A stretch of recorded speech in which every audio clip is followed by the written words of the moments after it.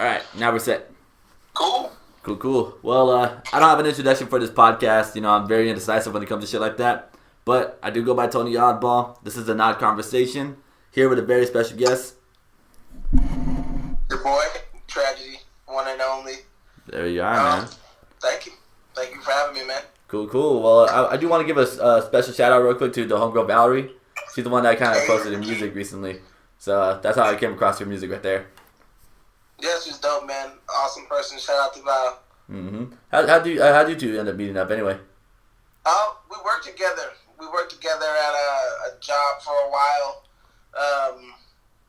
And we just became friends. She was super dope, you know what I mean? And we just clicked, so we just started like talking and hanging out and stuff. Oh, but okay. yeah. Nice, man. Yeah, I love her tattoos, man. Her tattoos are really nice too. Super dope. Yeah. Mm-hmm. She's awesome, man. Cool. And then, usually whenever I start these podcasts, I just try to get the basic questions out the way because, like, I know everyone's going to be asking anyway. So, right. Let's just go into those and then we'll go in depth in a little bit. So, what's, like, your background like, where you're from and what got you making music? I'm from Pheonix, Arizona, born and raised. I grew up in a pretty rocky home, so music was kind of like an escape, you know what I'm saying? So I just started writing and started rapping on the block, and I was young as hell, and people liked it. They were like, man, this little dude can rap. Come here, little dude, show him you can rap. And I would go and I'd do my little raps, and people really liked it, and I got addicted to that feeling, so just kind of kept going. Started writing songs and shit, recording at like 12, 13, and here we are. Oh, shit, okay. How was, like, your upbringing? Like, I guess, like, what kind of character were you, like, growing up in school and stuff? Oh, man, my upbringing was pretty tough. My dad was a gangbanger, he's a Crip, and my mom was involved in that shit, too, so it was pretty rough, like, they were selling crack and stuff. We were in pretty dicey situations. We could go to school if we wanted to, and I usually chose to go to school and shit, because obviously you don't want to be just dealing with the bullshit, so... Mm-hmm. Yeah, I mean, the CPS ended up intervening, so we went to a lot of, like, group homes and orphanages and foster care and shit like that. And eventually, at, like, 17, I just ended up bolting from that and kind of just doing my own thing. Damn. So where'd you bounce out after 17? Huh? Like, I don't know, because, like, me, I'm from California, so, like, usually whenever you see, like a young guy, like that doesn't live with, like, the parents or, like, any specific relative, it's always, like, kind of like a tricky, like, like, location that they always go to, whether it's, like, sleeping on, like, couch to couch or sleeping at a friend's house, you know what I mean? Yeah, man, I'm 27 now, so I don't do the couch to couch anymore, but when I first decided to leave home, it was because I thought I was just going to be signed at 18, I didn't need to do anything. I've been recording music for, like, 4 or 5 years, doing shows for, like, a year or two, so... I was pretty convinced that I was on my way, so, and on top of that, I just was tired of being controlled, told I couldn't do this or that. I wanted to smoke weed and get tattoos, and nobody was going to tell me no. Yeah, for sure. So, and that's what ended up happening, so, it was, I had a homie that was in the military, and me and him, we got an apartment, and we had this girl, she would always come with us, her name was Clea. And she's still around. Shout out to Kalia. And we used to call her Wiz because it sounded like Khalifa. And this was like before Wiz Khalifa was like big. He was like making mixtapes and shit, like doing the Star Power shit. And we used to bump the shit out of Wiz Khalifa. And we used to all smoke weed. And her name was Clea, so we used to just call her the Wiz, And then people still call her that shit to this day. Shit, man. So, I don't know, man. That's dope, man. I remember those days back when, like, Khalifa was popping. That was the same time when, like, Kim, Mac, and Cudi was, like, really, like, in everybody's playlist at that time. They were taking over the game. It's crazy to see how different Kid Cudi's position is right now from what it was. No, hands down, for sure. And it's like the message is kind of the same, but it's just, like, the whole different direction of, like, the art form and stuff. It's, like, completely different and stuff. You know what I mean? And so, I don't know. I've always appreciated their music and stuff. And I've always been like a love-hate relationship with Wiz because I grew up, well, at least when I started getting into hip-hop a lot, I was like straight like underground and boom bap type of realm. You know what I'm saying? Me too. That's what I started on. That was it. If it wasn't that, I didn't want to listen to it. Mm-hmm. But then afterwards, you start going around like to parties and shit and seeing how much fun everybody else is having. And like, I've always had an ear for like all types of music anyway. So like, Right. I started just being like, fuck it, you know what I mean? Like, yeah, I love hip hop, but like, I like to have fun too, you know what I mean? Yeah, it was never that serious, and we always made it that serious. It was like Yeah, it's like unnecessary. We were like rap Nazis, and it wasn't necessary. But it's always when you go to the club, when you go to a party or something, you start understanding. Okay, I don't want to be taught a story every time in every situation. There's certain situations where I want to dance, I want to have fun, I want to do this or that. Yeah. And as an artist, it's good to express yourself in those different ways too. I don't always want to fucking teach a lesson or a story, you know.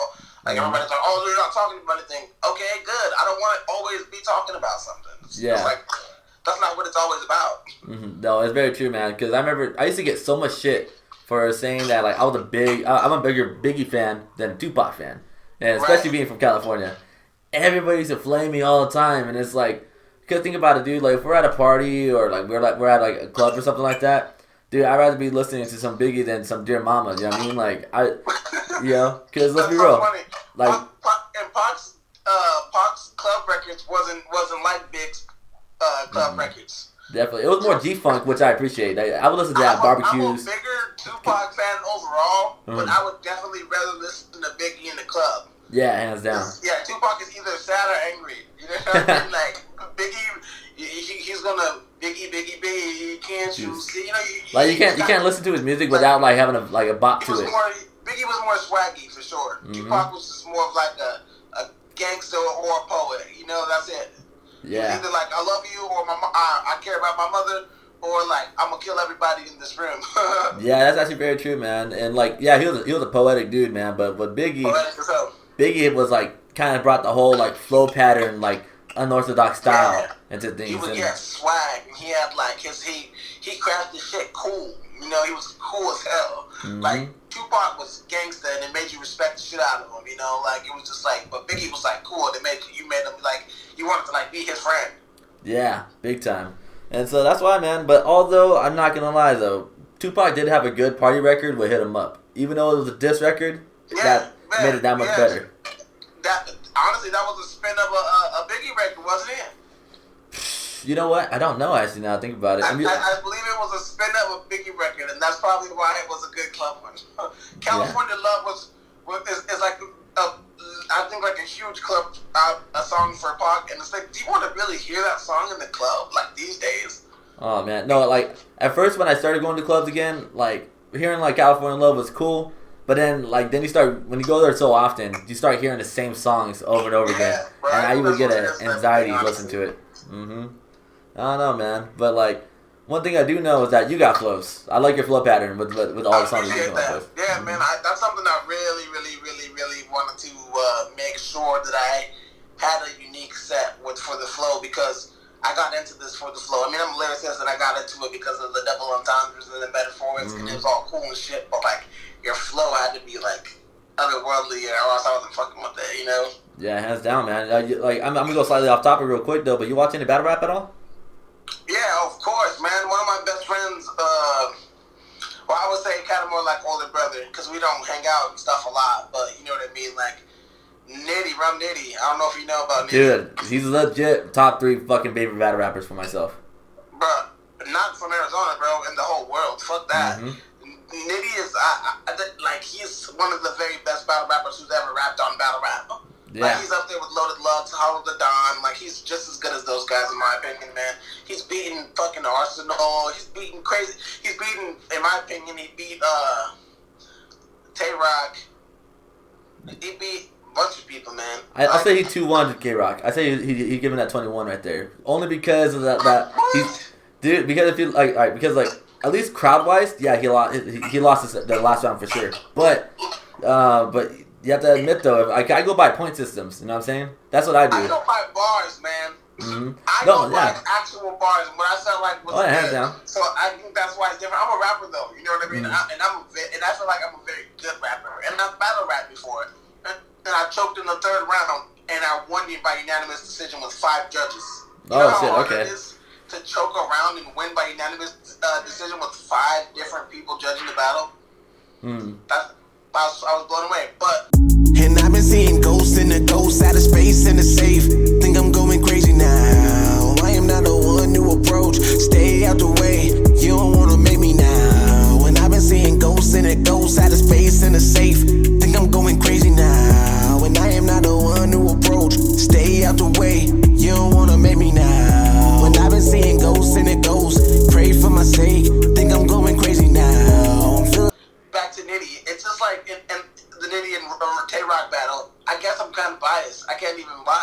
mean? Like, Nitty's my boy, and I think he's amazing. You know what I mean? Like, when I met Nitty, the night that I'm talking about was the battle rap, you know? We were at this local battle rap. This is before Nitty even popped off and became, like, who he is, like, as far as battle rapping goes. That was all, like, short and pudgy, right? No, he was still the same. He legitly identical to what he looks like now. Okay. Legitly. Nothing changed. Maybe he has fresher clothes now that he's a little bit more branded up. You know what I'm saying? Yeah, pretty much, yeah. But I met him, man, and the deal was we all was doing this battle, they chopped and chewed, and he was doing it previously, and he was battling this person named Stacks. And I was in the crowd after winning my battle, watching the main event, which was his battle, and I was just like, holy crap, this isn't regular. You know what I mean? Like, yeah. He's born this man into the next world. Mm-hmm. You know, so I that was it for me. You know, I was going to go home, but Nitty was so amped up that he was like, hey, I got a studio spot down the way, and all the winners can come there and be a part of this battle clip that I'm starting up. And so, and we'll record a song and everything. So I was like, oh, hell yeah, I'm definitely going to go. So we went there, we all recorded some music. We started this thing, he started this thing called Kill Yourself. I was in it for a while. Then, I did that one battle, but it wasn't like as a part of that, you know what I mean? It was just kind of like, you know what? I know that I'm good and I can do this shit. And so I did that battle. And then Nitty went on to go, you know, do all the KOTD battles and then do the Smack battles and shit. Pretty dope, man. I remember when he battled, I think it was Billy Boondocks. And it was a Cassidy Disaster battle card. Oh, okay, that explains it. Yeah. Yeah. It was that same battle. Same battle card. So you probably don't remember that particular battle because it was fucking Cassidy and Disaster as the headliners, you know. Yeah. But I was in the building for the first one where it didn't happen, and then I had to do it like the next day in some weird location, and fucking I was like on stage and shit while Nitty was rapping, and he was terrorizing this dude. Oh hell yeah, dude! I mean, Billy Boondocks is like. It's like that little brother that you have to like drag your mom, like your mom tells you to drag along with you or else you can't go out. I mean that's the way I've always looked at Billy. I mean I don't know. I thought he was dope though, and he has like a unique style and stuff. But I didn't think like honestly when I was like why are they making you battle this guy? Yeah, exactly. You know, but so at that time I guess they were still kind of sleeping on Nitty. But for me, what the point of me saying that was when I was in that building and I saw the way he carried himself in front of local people. And then saw the way he carried himself in front of, the real stage on, the Cassidy Disaster battle card. It's just the same, It's just like it was. I knew he was meant to do this shit at a high level, Yeah, hands down. I mean, like personally, to me, I think like my top, like definitely top few like Nitty battles. Definitely Iron Solomon. Sure. Fuck, man. Like the Geechee Gotti one. That was just like one of those like clash of like wit and like just straight like good battle bars. Sure. That one and the K-Shine battle. If you check that out, dude. Which one? With K-Shine. That's Oh yeah. Dude, for sure. He fucking tore him up, man. I'm not gonna lie, dude. Like even though he had stumbled in the third round, but like even with that stumble, he still 3-0'd him. He fucked K-Shine up. I don't even like K-Shine style anyways, to be honest. It started watering down a little more because we got so used to it and we kind of know what to expect already. Exactly. That's true because I used to think he was mad dope, and he still is mad dope. Yeah. You know what I mean? Like no disrespect to K-Shine, it's just like we've heard it, But my top Nitty battles would probably be Nitty versus Chess, Nitty versus Av. Oh fuck yeah, I forgot about that one. Nitty versus Av was crazy. That's probably one of the craziest battles I've watched. And Nitty versus Tay-Rock, just because I really, really wanted that battle to happen for so long, because they were talking so much shit to each other. Yeah. Those are some. Those are the top ones in my opinion. For sure. Oh, you know what though? I'm gonna switch out the Geechee and him. I'm gonna switch him out with the Ill Will and Nitty. Oh, nice. Yeah. That's dope too. They say Ill in the lobby. I grabbed a nose running. I'm coming down with something. That coming down. That line. Yeah. That line that coming down with something is like one of these like top 3 most memorable punchlines. Yeah. Sure. Probably one of the best like punchlines against Ill as well. You know what I mean? There's been a lot of good ones, but yeah, that was good. Yeah. But it was like multiple levels, like coming down the hotel and also coming down with like a sickness. Like Yeah, and like, but right before we move on, man, I do want to also like mention another one like that he said against Chef Trez, where he used that human evolution line. For like the whole K gang. Yes, I know exactly what you're talking about. That was dumb stupid, man. I can't remember the exact phrasing, and I don't want to fuck it up, but that human evolution shit, yes, nigga, yes. Yes, that was probably like the biggest haymaker in that match. You know what I mean? That was really good. Shit, man. Well, damn. So, yeah, man. Shout out to Rum for that one, man. Hell yeah. I finally got to like talk about my appreciation with like Rum Idiot because no one ever really listens to battle rap like that to me. So it's like, this is really cool. Man. Like I like to talk about a lot of battle rap and everybody else too, but when it comes down to it, I'm gonna pump Nitty because he's from Pheonix and he's dope. He's ridiculous. So it's like, if I can say something good about somebody in battle rap, it's gonna be that man right there. Oh, hands down, for sure. And it's funny too because I actually interviewed LL Cool G about maybe a month or two ago, and like we talked about it in the interview where I was like, oh, like if you had the top three, like who would you want to battle? And he mentioned Rum, and then now they literally just booked it. He just announced it on Tuesday. Or no, yesterday actually. Who? LL Cool G. Oh, okay. Yeah, so that's why like it was just funny how like we just talked about it and then like manifested. Yeah, and then it just got booked like recently. So he was probably working on it behind the scenes. Yeah, who knows, man? I mean, shit. Some of these like battle rappers, they plan ahead with a lot of their shit. I mean, you got to, bro. That's how the industry works. You can't blame someone for planning ahead for sure. Yeah, damn, man. Shit, I could talk about battle rap all day, man, but, I don't want to take that shine away from your interview, bro. But you know what, man? I do gotta say salute to you for that freestyle over the What's Poppin' beat with Jack Harlow. Oh, yeah. Yes, sir. Yeah, I'm getting a lot of love on that right now. That thing blowing up. I'm pretty happy about it, yeah. Yeah. Thank you, man. I appreciate it. Yeah, hands down. It's because, like, the thing is, when it comes to, like, people doing freestyles over, like, other people's, like, hit records, it's like, okay, like, you gotta come with it. Like, I don't want to hear no half-ass shit on this type of thing. You know what I mean? Kill it. Yeah, hands down, man. And so, let's see how far that takes you off, man, because that Ghost record's really good, too, though. Yeah. Oh, yeah, man. I'm coming with, I got so much stuff more coming, man. I just actually shot a music video yesterday to this new track I got coming out with Futuristic. I don't know if you follow Futuristic. Oh, yeah. Futuristic's dope. Yeah, I forgot about him. Yes, sir. We got a song coming out with him coming soon. We just shot the video for that. First time I've been inside of the freaking Rolls Royce Phantom. It was pretty crazy. Shit, man. Well, like, before we get to the how you and Futuristic can't, cross paths, tell me a little bit more about, like, how the whole, like, music video was for Ghost and, like, how was the whole process of shooting it? Yo, so Ghost, that's actually a great and funny story. So for Ghosts, basically, I was wanting to shoot a video, but it was like quarantine. So Cyrus, who shoots my videos sometimes, it's my little brother right there. He also engineers all my music, so you know what I mean. We always brainstorming on shit together when it comes to stuff for the project and stuff. So I was like, man, we got to get a like super dope video, and we got to do it without other people. And so I was like, shit. We were on lockdown at the time, so I'm like, damn, I don't think we're gonna be able to even go outside and shoot this video. But it wasn't like to the point where we couldn't go outside. Yeah. So I'm like, I don't really have anything to go off of or anything to like. I didn't really have a treatment made, so I posted on Facebook, hey, does anybody got a ski mask? and the ski mask was born, and I got the ski mask, boom, and so I was like, I want this to kind of be, I described like the scene where I'm standing in the street, I'm like, I want to do it in like an abandoned street in Pheonix, because I know that it looks super dope when there's nobody out there, you know what I mean? So we went out there at like 12 o'clock, 1 o'clock, and then we parked at this building, like, away from where we were going to be a little bit, and there's this guy sleeping there. And we didn't know because he was covered in this like black tarp thing, so we like blended in with the darkness in the corner. So I had my lights on because we were fucking fiddling with all the camera equipment and stuff, getting it out of the car. And this fool raised up.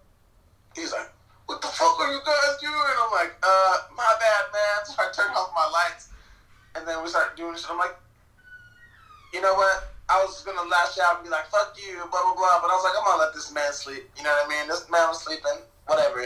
So I turned off the lights. We get the stuff. We go in the street. We shoot that part. And it gets kind of sketch.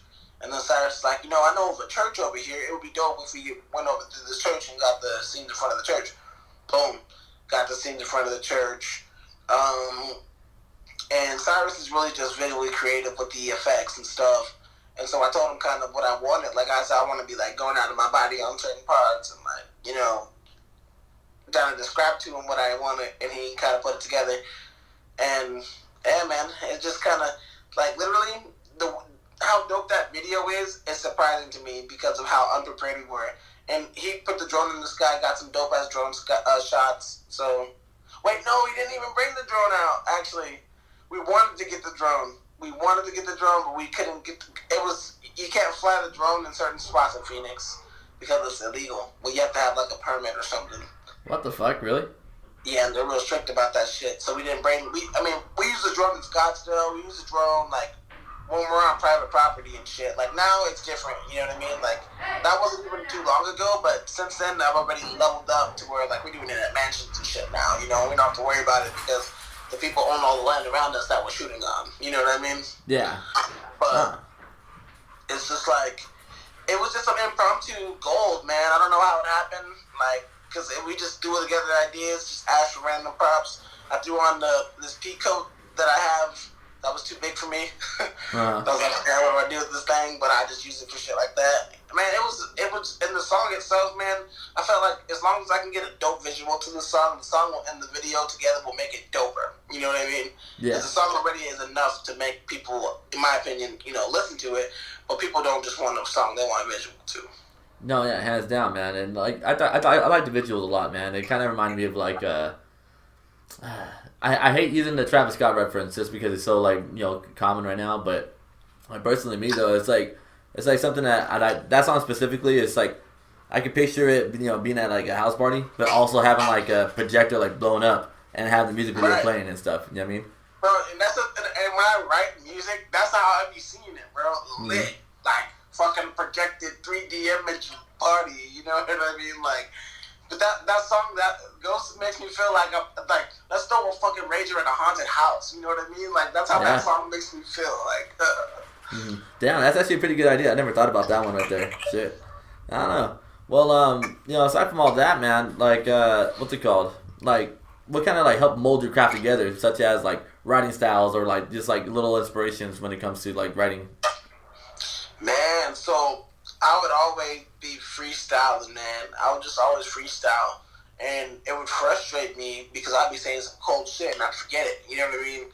So I just started writing a million songs. And I was very bad in school because I was in foster care and, you know, I was just lashing out because I was, like, taking over from my parents and shit, you know? So I would always be in trouble. So I'd always need to pass time. You know what I'm saying? And I was always super into the hip-hop, like, as far as, like, listening to it, and even R&B and shit, like, I was into, like, Cisco, Drew Hill, like, you know what I mean? Like, I was on it. Like, when the other kids would be playing around with balls and toys, I'd be fucking listening to the top 10 on VH1 or MTV, fucking, like, watching Jennifer Lopez music videos, like, waiting for tonight. I can remember that from my childhood, just me sitting on the couch watching that music video every day. Like, whenever it came on, I would just go to the TV and be like, damn, this is a well-written song. And that's what I really be thinking, like. And that's why I can write songs for women, I can write songs for men, is because I studied this shit. Like, I just sat in my room, dog, and I legitly, like, listened to nothing but, like, Lloyd Banks, Fabulous, like, you know, like, Cassidy, Freeway. Like, I just immersed myself in, like, New York and Philadelphia hip-hop. You know what I mean? And I just kind of was, like, listening to, like, Mos Def, Talib Kweli, you know what I mean? Like, legit rap. You know, like, real shit that you can let you understand, okay, this is a super good skill to have, you know what I mean? Like, and I just kind of felt like the type of person I was, I knew words. Vocabulary was my strong suit in school, so it was like, boom, here we are, you know, let's do this.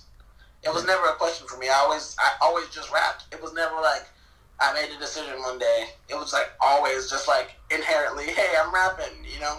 Yeah, so. Exactly. No, and that's I think that's the best part about it too. Though, if you have like an extensive vocabulary and stuff, you're able to like, you know, like find different rhyme styles, rhyme schemes and stuff. You know what I'm saying? And like you can always go ahead and you can always just like find ways to like break down syllables, but also make the rhyme scheme on just one word. You know what I mean? Oh yeah, shit. I mean, like. And I want to go back to the Travis Scott reference, bro. I get that so much, it's crazy. You think it might be because of the autotune? No, I don't think it's because of auto-tune. I think it's because of the vibes. You know, when somebody gives you that vibe, you know what I mean? Like, Travis gives you that fucking vibe. I give you a miniature vibe like that. You know what I mean? Yeah. I'm trying to build that wave up. But it's like, we make similar music. I love Travis Scott. I listen to a great deal of Travis Scott's music. Not as much as I used to be real with you. I still slap Birds in the Trap, sing Bright Midnight. That's my favorite Travis Scott album. I listen to Astro World a lot too. But it's like, I used to listen to nothing. There was, I think, like 2018, I listened to nothing but Tory Lanez. And that's it. It's nothing but Tory. Yeah. Tory Lanez the whole year. Like, fuck everything else. I'm listening to Tory Lanez. This year was Future. It's just like, that's how it is to me. It doesn't matter. I don't really draw from those inspirations. My inspirations were out way before these people existed. You know what I mean? Like, they're just people that I'm like-minded with Travis Scott. I can feel it. You know what I mean? Like, we're the same type of dude. Like, I feel like we both just light up a party. You know what I mean? And that's kind of the vibe. And then that's kind of, if you're using auto-tune, you're always going to get comparisons. That's probably the best comparison you can get with auto-tune right now. So, yeah, definitely. I don't know, but like to me, like I like it. I just think that people need to learn how to use it. I mean, like you seem to find the fundamentals for it. You know what I'm saying? And so like, there's people that are making like SoundCloud like trap, but like druggy trap shit, and I it don't just like sounds. that shit either. I hear it and I'm just like, oh, bro.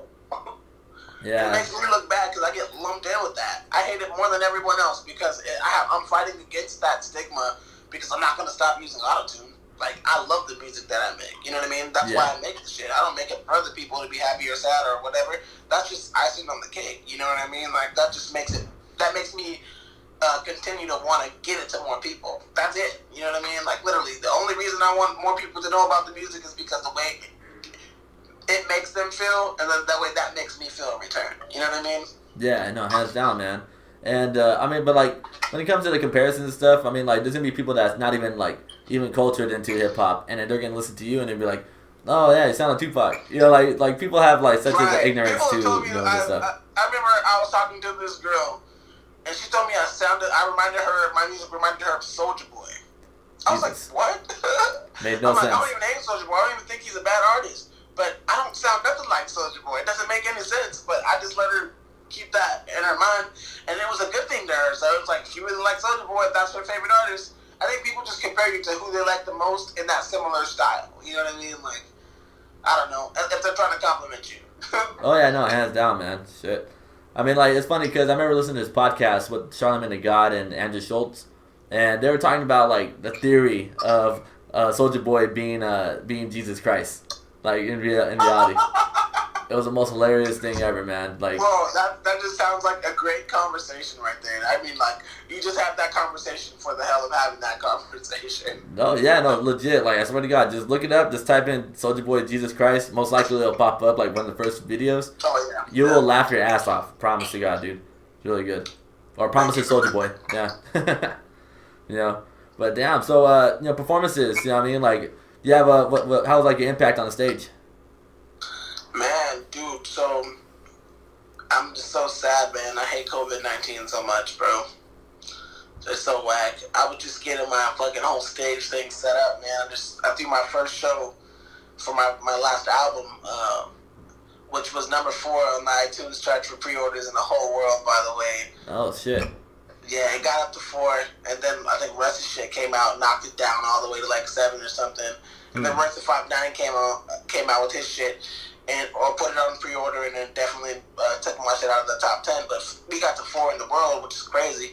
And I also did the show for that, and I sold out that show. It was my first show that I threw as a promoter. I ran out of the venue. You know what I mean? I got a DJ. I paid for the DJ and all the sound people and shit. And man, it was nerve-wracking, but we sold that bitch out, man. Literally had that club at capacity and made a grip of money and shut that shit down. Like, if you go on my Instagram, there's videos from it. I mean, I did it poorly. I should have put the videos first and then have the slideshow of the pictures. But I put the slideshow of all like 10 pictures and then the videos like the 10th one in the slide, which was dumb. But I'm learning. Yeah, like honestly, this whole experience and stuff, whether you're a rapper, podcaster, and like anything that has to do with entertainment, man, you're gonna Yes. always just find mistakes and you're gonna learn from them. That's all you can do, personally. Facts. Like people can give you advice, but then like you won't really know what to do until you're put in that position, and that's just the way it is. Mm-hmm. But shit, I mean, do you have like any aside from that moment? Then like, is there any memorable like performances you've had, whether it's like before the show, after the show, or on stage? I mean, like what do you Man, got? I got so many, bro. My performances are nuts. At this show, at the last show, and this video is also in the slide on my Instagram. There's this dude. I mean, and this show got lit to the point where it was like, damn, I was shocked myself that there were so many people in attendance. You know what I mean? Yeah. But this guy was this rock guy. He's like a rocker guy. He has like long orange hair, and he's just on stage wilding out the.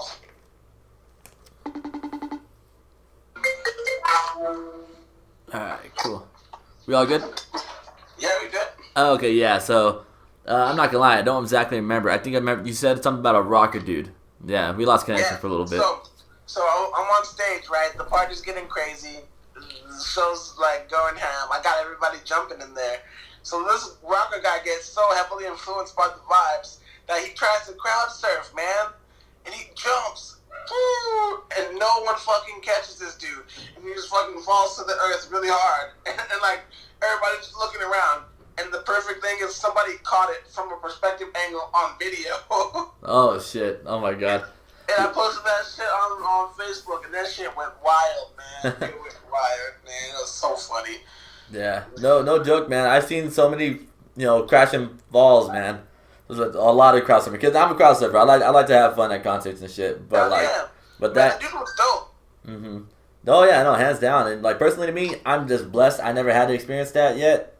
I'm pretty sure it's gonna happen one day. But God forbid. You know what I mean? But I think he kind of jumped the gun. We're not at crowd surfing level quite yet. I mean, there was enough people to do it, but I think the people were just there. They had their phones out, they were vibing. They weren't catching nobody that was jumping off that stage. I probably would have got caught, but I have a lot of people that personally know me in that crowd. You know what I mean? Yeah, exactly. They'd be like, "Hey, we don't want you to get hurt in real life." Shit, man. So, you ever like come out to California for like any kind of music work? I've been trying. The last time I was in California, I had a show with the Pheonix. The Pheonix? They're dope. Yeah, no, I don't know. Don't drop that down. Okay. Yeah, those dudes, and they were super solid cats. Showed me a lot of love. We tore down the stage out. I think we were in San Diego, and it was so dope. It was such good vibes that they invited me to do the next show on the tour with them, which was in Pheonix. So I was like, oh, I'm just going home anyway. So we did that one. It was dope, and I actually met a video girl there. I mean, I didn't know she was a video girl at the time, but she actually is in my last video. So it's just like it worked out in a lot of ways that you just don't think about. But other than that, man, I've been trying to get to Cali, bro. It's hard. I don't really know nobody over there. My dad's from California, but he don't know nobody in like the music game, Yeah, no, hands down. I mean, like there's a lot of people out here, man. I mean, like. So, like, before, like, I started reaching out again, because I did reach out to a couple people in different states for, like, interviews, but a lot of the immediate people are here in California, is the ones I kind of get in touch with. And just today, actually, right before this interview, I had another interview with Kyra Laveau from Miami. And so that was a really fun one to do. And so that's why, like, I want to try to, like, focus a little more on the out-of-state artists, but, always, like, connect them out to Cali people and shit. You know what I'm saying? Yeah, man, I gotta be in California more, man, because there's more of an infrastructure for music out there, and there's more companies that can blow you up. There's more people that can take notice of your talent. So I want to go to New York, but California's closer, and it's probably like, a quicker move, to be real. Because I know people out there that are pretty huge, but I don't know if I have their backing. You know what I mean? Yeah. I don't know if they like me enough to fuck with me like that. On a personal level, I'm pretty sure they understand my music and my talent, but it's like that is different than personally clicking with someone and wanting them to succeed and caring about their career. You know what I mean? Like, you can know the person's talented and even like the music, but if you don't like the person, it's gonna be hard for you to like feel comfortable pushing that super hard. You know. Mm-hmm. So I feel like that that's where a lot of my connections in Cali are just so, like, I wouldn't even call them my connections, but they're connections that I know about and have access to, that I'm really close to certain situations, and it's like I can't do nothing with those because those people don't even rock with me like that. You know what I mean? So yeah, it is what it is, man. I feel like that type of stuff doesn't faze me or affect me because my music and what I got to bring to the table outdoes all that. It's like I'm gonna get in where I fit in. My destiny will have me led to wherever it is, and I just feel good about everything, you know. And the more I feel good, the more good shit happens. And I'm just like I just watch the art go up. The more work I put in, it's like telling me keep doing what you're doing. You know what I mean? Like, and whatever I want will happen. Yeah, no, hands down, man. Shit. All right, so there's a thing I do on the show where, you know, since we're in quarantine right now, let's just say this thing gets extended out for the rest of 2020. All right. And for some reason the Wi-Fi fucks up, and you only have 3 artists or bands to listen to for the rest of the year. Who are you rocking with? Ooh, 3 artists for the rest of the year. Mm-hmm. Well, I would have to be able to listen to a lot of music for the rest of the year. I would say 50 Cent. Fire. Lil Wayne. Big catalog. Yo, I'm trying to think, like, I want to, and Drake. Drake! Yeah. No, man, no, Drake has a fucking huge ass catalog because, like, here's a plus side about it. You're able to get the features that they're on too. You know what I mean? Exactly. And then that's why I picked Lil Wayne and Drake. Like, those 2 right there, they encompass anything I ever want to hear by anyone else. I think I can be good with the little sample sizes on their songs or whatever. Yeah. And the cool thing about 52 is that you also got like small hits with like Justin Timberlake and Timbaland and stuff. But then you also got like the Game shit. You also got Lloyd Banks. So much with 50.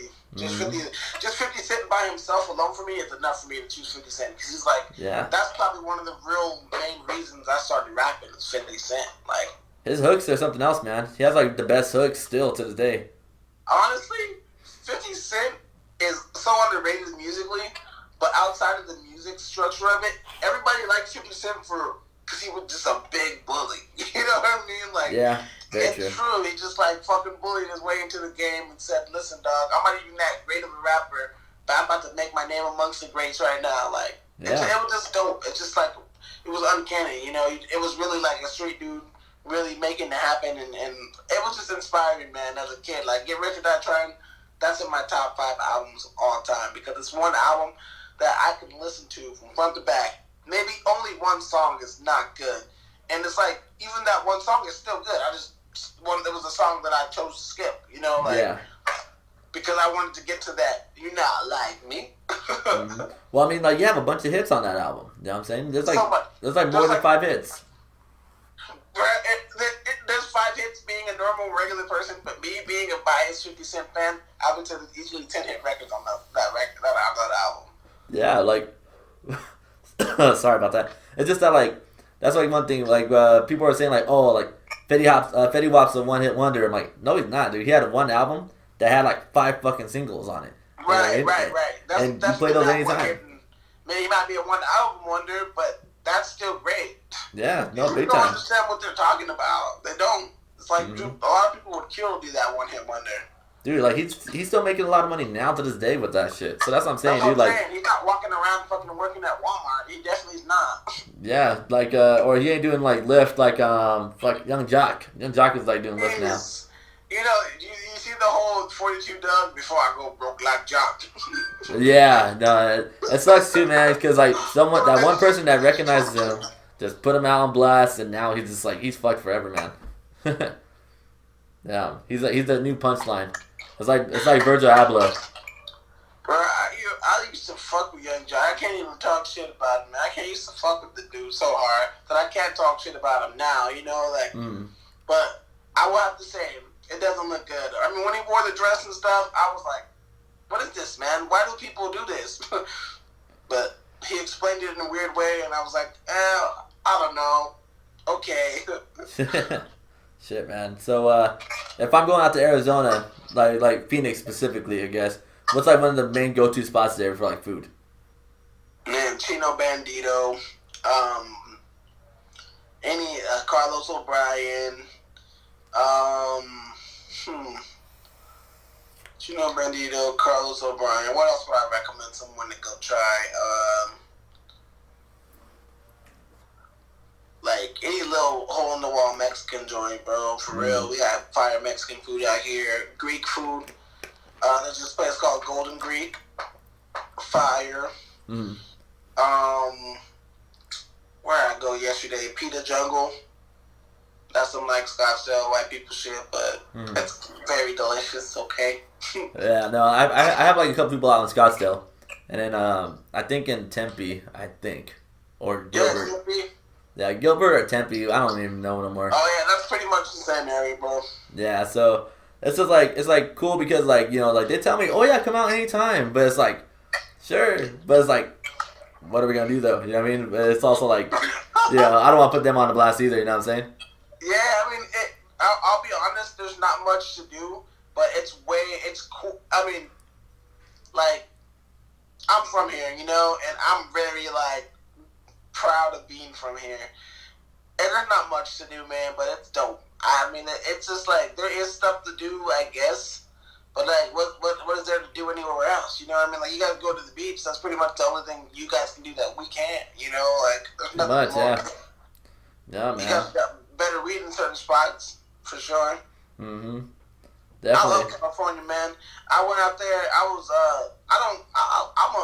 I feel like I might be made to be rich because I like Northern California, man. I've never been to NorCal. I've been a SoCal guy my whole life. What? I mean, like Mexico. I've been to Mexico a couple times. Like I love Mexico, but to me it's like California, and then like Vegas is like a playground, so I don't really count that either. You know what I mean? You been to Vegas? Yeah, but like I said, it's like a playground. Like it's not really like a wow. It's like a totally different experience of life. Like That's true. That's true. Mm-hmm. People be living in Vegas too. I pray for your soul, man. You guys out there running yourself fucking ragged. Oh my God, I know, but it's a cheap living out there, so I understand why people are out there. Yeah, I feel it. It's cheap. I feel like it used to be cheap living out here like that, but I don't think it's like that no more. I don't know. Jeez, I don't even know, man. So 2025, where do you find yourself at? 2025. Holy crap! What is it? 2020 right now? Mm-hmm. That would make me 32 years old. Boy, I better be retired. What? I mean, I'll still be rapping, but you know what I mean. I better be chilling. Ooh, big chilling. Open glass house like Cliff Kingsbury. I don't know if you've seen that man's house from the draft. The Cardinals coach. Nah, never seen it. Nah. That boy got the glass mansion. Boy, woo. You can see inside that thing from all angles, but it's like gated off. It's fire. It's like that house must have cost him a pretty penny. I'm gonna be living lavish, man. My family's gonna be good. Everything's, man. I honestly, I feel like this year all my stuff is manifesting. I've been working at this for so long, and now I can finally see like fans buying in, people wanting my merch like crazy. I gotta make a site now, and it's like you can tell yourself when you're moving up. You know what I mean? Like when you can feel it. It's not like, because a lot of people think, oh, it's just gonna randomly blow up. It's like, no, dude, you're gonna randomly go from one level to the next. That's what's gonna happen, and you're gonna wake up one day, and after doing a bunch of shit, all this comes with obviously doing a bunch of shit. But like when you wake up one day, like, whoa, holy crap, people actually listen. Like when I looked up and I was on stage at the show, and I looked into the crowd, and I was like, what the hell? I can't even see the end of these people. You know what I mean? This is nuts. And there's still people coming through the door, and it's like, with the artists that are going before me are like, who came here to see Tragedy at the Mouse Court? Wow! I'm like, ooh, I can get fucking used to that. You know what I mean? Yeah. Like, no, big time, man. Because that's like one thing I want to do, like eventually, man. I want to like host shows, but like I definitely want to like bring like stacked lineups that like okay, like even though you guys may not have heard about them, like I best believe they have stage presence and they're gonna do what they're gonna do. You know what I'm saying? That's the key. Mm-hmm. And a lot of people don't understand when they go to a local show, and for me, I've been performing local shows since I literally was like 16, 17 years old. So I would go there and I would watch, I would stay outside from like 6 o'clock at sound check because I wasn't old enough to be in the club. I would go in on like 11:45, perform for my 15 minutes and dip. But I would notice a lot of people people be dipping with me. A lot of people would dip with the act after they, perform. And it's because they're used to everybody being shitty, or they're used to just 17 people going on before their friends. So what I did is only book people with like friend circles and people that had a little run going, a little talent and a little fan base, also with lit music. That was the main thing. The first guy to the last guy had lit music, and everybody loved everyone. A lot of people gained a lot of fans and connections from that show, and it was like I was able to make a place for not only for myself to grow as an artist, but for them to grow too, and for me to look like I'm putting together networking for the city without trying to do that. You know what I mean? Yeah. So it's I missed it, man. And I started a whole company based on throwing shows, and we're just chilling now because we can't do nothing. Pretty much, man. I mean, shit. I mean, we got this interview done with this quarantine, so I mean, hey, that's something. That's true. For sure. But I'm saying just like we can't do no shows. Yeah, I know. But within due time, though. I mean, like, yeah, you have IG Live, but like, it's only like so long that people will like keep the attention there. You know what I mean? Yeah, man. Do you think we're ever gonna go back to normal packed stadiums with people and packed fucking concerts? Yeah, honestly. Me too. I hope so, man. For sure. Shit. I know so. That's what I know. Hell yeah. Damn. So, do you have any last minute shout outs or any announcements you would like to make? Shout out to my boy Cyrus. Shout out to Dre. Shout out to the whole team, my family, and everyone. Any announcements? I'm running for president in 2020. Oh God. Get the fuck out of here. No, I'm trying to think. Is there anything fantastic happening? Yeah. Like any albums, any singles, videos? Yeah, I'm coming out with the song called Championships, futuristic. Oh yeah. I have yet to drop a day for that because honestly, I'm trying to find a basketball court that will let me shoot indoors, and So I don't, but I'll give you this. The futuristic song will be coming in. What's this month? July? Yeah. August for sure. August 100% for sure. Yeah, man. Definitely keep me tuned in on that, man. I'm interested in hearing that. Oh yeah, I'll let you know as soon as I got a solid date. As soon as the song is freaking mixed and mastered, I'll shoot it over to you. Yeah, man. Send it to me even beforehand. I'll even promote it and shit. All right, cool. For sure, man. Well, just like an intro, I don't have an outro, but I go by Tony Awdball. This is an odd conversation here with a very special guest. Tragedy. Peace and love, man. Thank you.